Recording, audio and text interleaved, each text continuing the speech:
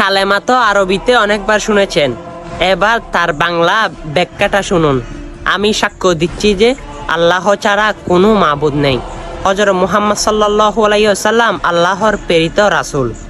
আর অবশ্যই বাংলায় উচ্চারণটা যারা শুনেছেন তারা ভিডিওটা শেয়ার করবেন, কারণ কালেমা শেয়ার করা মানে আপনি কিছু কি ভাবতে পারতেছেন আপনি কত বড় নবীজির আশেক হয়ে গেছেন।